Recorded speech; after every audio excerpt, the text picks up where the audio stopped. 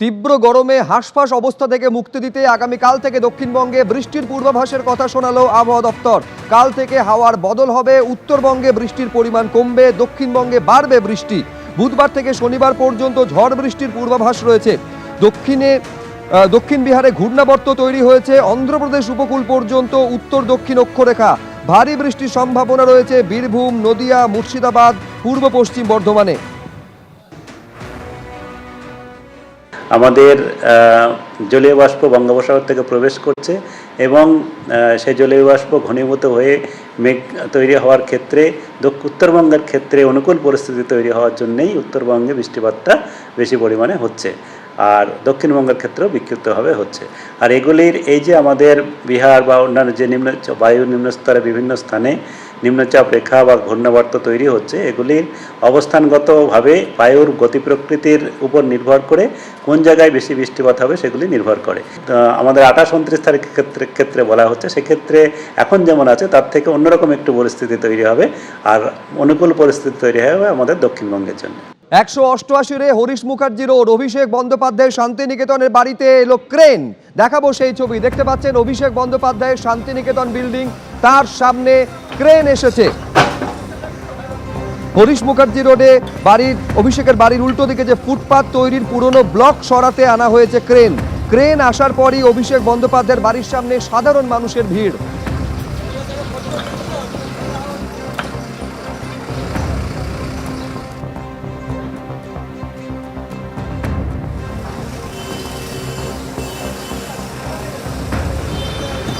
দেখতে পাচ্ছেন ছবি, অভিষেক বন্দ্যোপাধ্যায়ের বাড়ি শান্তিনিকেতন বিল্ডিং, তার সামনে এসে পৌঁছলো বুলডোজার।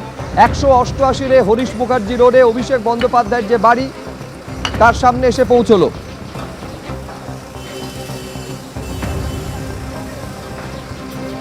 অর্থাৎ একদম শান্তিনিকেতন বিল্ডিং, সেই শান্তিনিকেতন বিল্ডিংয়ের সামনে, আর সেখানে এখন সাধারণ মানুষ রাস্তার উপরে ভিড় জমিয়েছেন, এবং এই ভিড় যে কারণে সামনেই দেখা যাচ্ছে একটা ক্রেন আনা হয়েছে এবং এটা পুরসভা থেকে এসছে।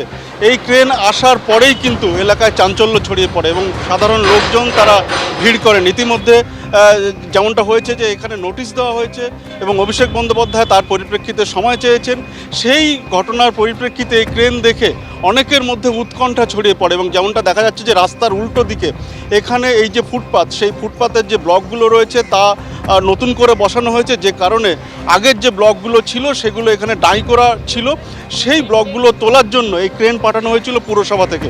আর এই পুরসভার কাজ যখনই শুরু হয় তখন থেকে এলাকার মানুষরা ভিড় জমাতে শুরু করেন, এলাকায় চাঞ্চল্য ছড়িয়ে পড়ে। কোনো কারণে কি বুলডোজার বা এই আনা হয়েছে, বা কোনো কারণে কি ভাঙচুরের ঘটনা ঘটতে পারে, যে কারণে এই ভিড়।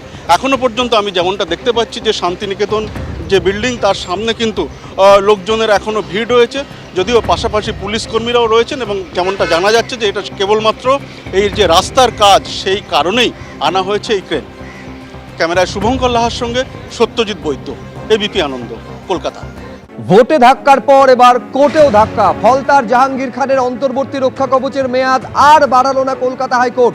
সাফ জানিয়ে দিল কলকাতা হাইকোর্ট, পুলিশ মামলা যখন করেছে তদন্ত তো হবেই। যে 7টি এফআইআর রুজু হয়েছিল, সেই এফআইআর এর ভিত্তিতে তদন্ত করার মতন সুযোগ রয়েছে। দায়ের হওয়া 7টি এফআইআর এর মধ্যে এমন তথ্য আছে বলে জানালো কলকাতা হাইকোর্ট। অর্থাৎ অভিষেক ঘনিষ্ঠে রক্ষা কবচের মামলায় এই কথা জানিয়ে দিল কলকাতা হাইকোর্ট।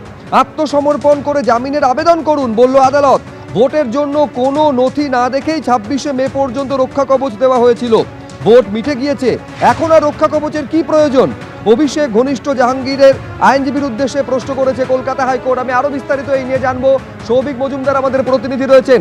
তার মানে এই রক্ষা কবচের মেয়াদ যখন কলকাতা হাইকোর্ট আর বাড়ালো না, তার মানে তো এই কড়া পদক্ষেপ নেওয়ার ক্ষেত্রে জাহাঙ্গীর খানের বিরুদ্ধে আর কোনো আইনি বাধা রইল না। সৌভিক, দেখো, মূলত 5টি মামলার ক্ষেত্রে 2 ধরনের মামলা হয়, অর্থাৎ 5টি অভিযোগকে ঘিরে কলকাতা হাইকোর্টে 2 ধরনের মামলা হয়, এবং সেই 2 ধরনের মামলায় 2টি রক্ষা কবচ জাহাঙ্গীর খান পেয়েছিলেন। এবং একটি মামলায় যে রক্ষা কবচ ছিল সেটা আগামী কাল পর্যন্ত দেওয়া হয়েছিল, এবং অপর মামলায় যে রক্ষা কবচ দেওয়া হয়েছিল তার মেয়াদ কিন্তু আজকে শেষ হচ্ছে। ফলে জাহাঙ্গীর খানের তরফ থেকে কলকাতা হাইকোর্টে আবেদন করা হয়েছিল যে তার রক্ষা কবচের যে মেয়াদ রয়েছে সেটা যেন আপাততভাবে কমপক্ষে 10 দিনের জন্য বাড়ানো হয়। কিন্তু কলকাতা হাইকোর্টের তরফ থেকে সেই জাহাঙ্গীর খানের আবেদনকে একেবারেই মান্যতা দেওয়া হয়নি। 2টি রক্ষা কবচই প্রত্যাহার করা হয়েছে, অর্থাৎ মূল যে 5টি অভিযোগ হয়েছিল এবং 5টি এফআইআর হয়েছিল, সেই 5টি এফআইআর এর ভিত্তিতে 2টি যে রক্ষা কবচ জাহাঙ্গীর খান কলকাতা হাইকোর্ট থেকে পেয়েছিলেন, সেই দুটি রক্ষা কবচই কলকাতা হাইকোর্ট আজকে প্রত্যাহার করে নিল। ফলে এই প্রত্যাহারের সিদ্ধান্ত যখন কলকাতা হাইকোর্ট নিল, তার মানেই হচ্ছে যে জাহাঙ্গীর খানের বিরুদ্ধে এখন থেকে কড়া পদক্ষেপ গ্রহণের ক্ষেত্রে পুলিশের কাছে কার্যত আর কোনো বাধা নেই, এবং আইনি যে বাধা এতদিন পর্যন্ত ছিল সেটাও আজকে থেকে প্রত্যাহার হয়ে গেল।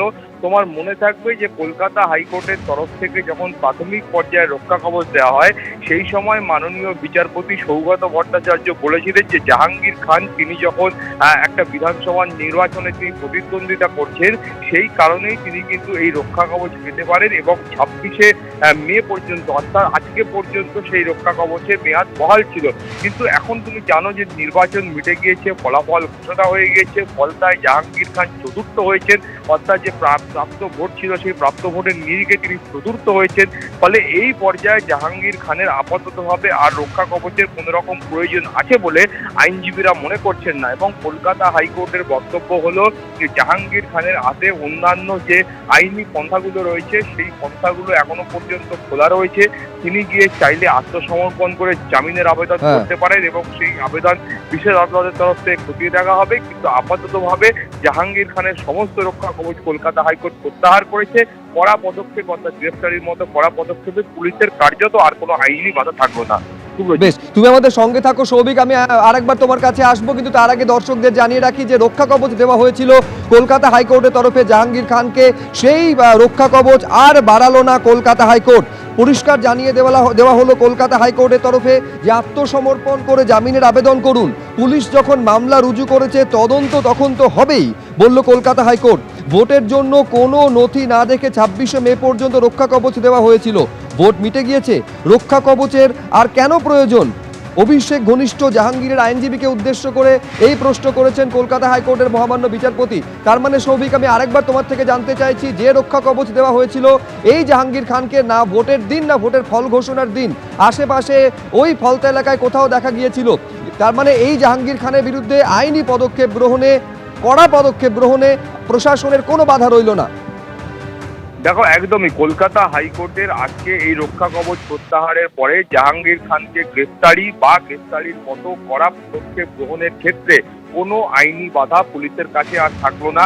কলকাতা হাইকোর্টের মাননীয় বিচারপতি পার্থসারথী সেনের বক্তব্য হচ্ছে যে এখনো পর্যন্ত যে 7টি এফআইআর হয়েছে, আগে 5টি হয়েছিল এবং তারপরে যে 2টি এফআইআর হয়েছে, সেই এফআইআর এর ভিত্তিতে সেই এফআইআর এ এমন কিছু প্রাথমিকভাবে তারা ম্যাটেরিয়াল দেখতে পাচ্ছেন যে যেই ম্যাটেরিয়ালের ভিত্তিতে প্রাথমিকভাবে অনুসন্ধানের বা ইনভেস্টিগেশনের প্রয়োজন আছে বলে কলকাতা হাইকোর্ট মনে করছেন, এবং সেই ইনভেস্টিগেশন করতে গিয়ে যা যা পদক্ষেপ নেওয়ার প্রয়োজন সেই পদক্ষেপও পুলিশের তরফ থেকে গ্রহণ করা যেতে পারে। সেই পর্যবেক্ষণও আজকে কলকাতা হাইকোর্টের তরফ থেকে করা হয়েছে। কলকাতা হাইকোর্টের আরও পর্যবেক্ষণ হয়েছে, এই যে 7টি এফআইআর এখনো পর্যন্ত হয়েছে, এই 7টি এফআইআর এর প্রত্যেকটির ক্ষেত্রেই জাহাঙ্গীর খান তিনি কিন্তু মূল অভিযুক্ত। ফলে বিষয়টা এমন নয় যে তিনি কোনো মামলার ক্ষেত্রে মদত দেওয়ার শুধুমাত্র অভিযোগ উঠেছে, প্রত্যেকটি ক্ষেত্রেই তিনি কিন্তু কার্যত মূল অভিযুক্ত। তিনি প্রত্যক্ষভাবে বা সরাসরি তিনি এই ধরনের অপরাধের সঙ্গে যুক্ত বলে কলকাতা হাইকোর্টের কাছে অভিযোগ করা হয়েছে। ফলে সব মিলিয়ে জাহাঙ্গীর খান যখন তিনি মূল অভিযুক্ত, তার বিরুদ্ধে কড়া পদক্ষেপ গ্রহণে কার্যত কোনো আইনি বাধা আর থাকলো না। সুব্রজিৎ, ধন্যবাদ সৌভিক। এবিপি আনন্দ, এগিয়ে থাকে, এগিয়ে রাখে।